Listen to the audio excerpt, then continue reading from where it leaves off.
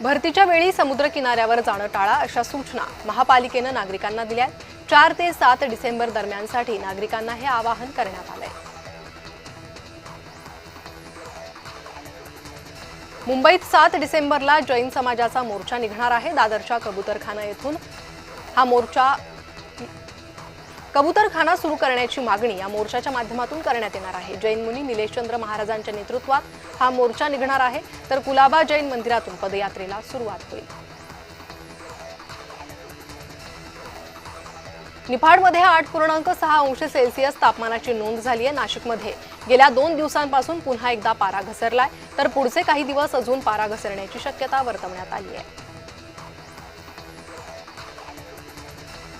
नाशिकच्या गोदावरी नदी काठावर असलेल्या एकमुखी दत्त मंदिरात आज दत्त जयंती निमित्तानं भाविकांनी गर्दी केली। सकाळपासूनच भाविकांच्या रांगा लागल्या असून मंदिराला आकर्षक फुलांची सजावट करण्यात आली आहे।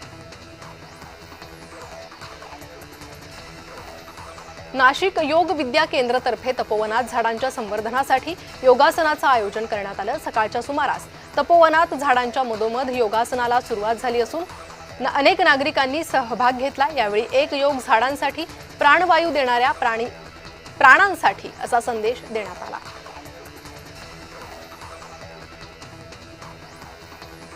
पोलीस शिपाई भरतीचा अर्ज करण्यासाठी शासनाकडून मुदतवाढ देण्यात आली आहे। आता पोलीस भरतीच्या उमेदवारांना 7 डिसेंबर पर्यंत अर्ज करता येणार आहे।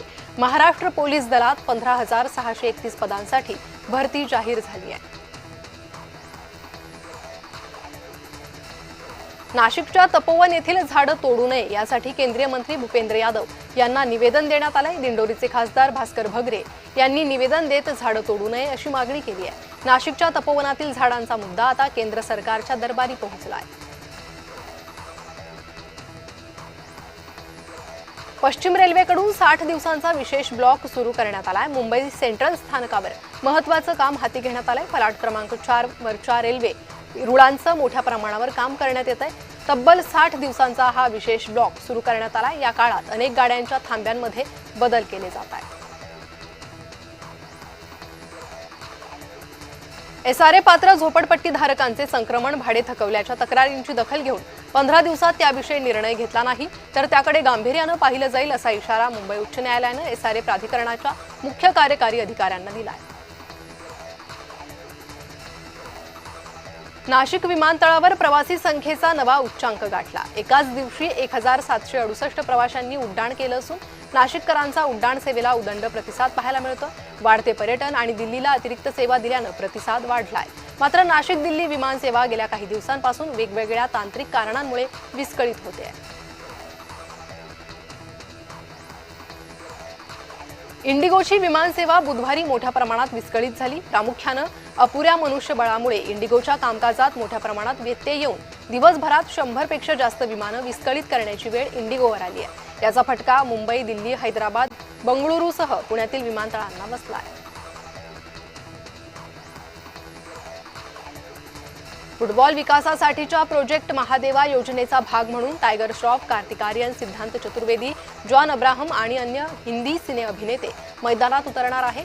युवा फुटबॉलपटूंना प्रेरणा आणि पाठिंबा देण्याच्या हेतूनं हे अभिनेते 5 डिसेंबर रोजी प्रदर्शनीय सेलिब्रिटी फुटबॉल सामन्यात सहभाग नोंदवणार आहेत। रेल्वे मंत्री अश्विनी वैष्णव यांनी नव्या रेल्वे मार्गाची घोषणा केली। धार्मिक, औद्योगिक, शैक्षणिक क्षेत्र एकत्र येणार असून प्रस्तावित पुणे नाशिक मार्ग अहिल्यानगर शिर्डी मार्गेच जाणार आहे। महापालिका निवडणुकीची लगबग सुरू झाली आहे। निवडणूक आयुक्तांची आज पालिका आयुक्तांशी चर्चा होणार आहे।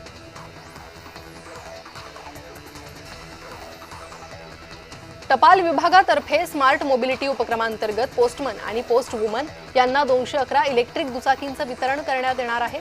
मुंबईत नव्यानं सुरू झालेल्या वितरण केंद्रांमध्ये टपाल वाटपासाठी या दुचाकी दिल्या जातील। रोज येणारी पत्र, पार्सल आणि इतर टपालाचे वितरण करण्यासाठी या वाहनांचा वापर होईल।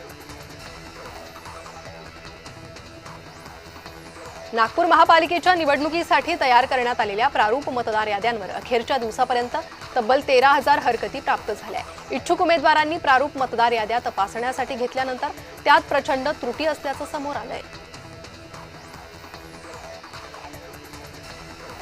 मुंढवा जमीन व्यवहार प्रकरणी 6 जिल्हा निबंधकांच्या कार्यालयात आज सुनावणी होणार आहे। दिग्विजय पाटील हजर राहणार का याकडे लक्ष असून 10 वकिलांची टीम अमेडिया कंपनीची बाजू मांडणार आहे। तर आजच्या सुनावणीसाठी हजर राहण्यास दिग्विजय पाटलांना समन्स बजावण्यात आलंय।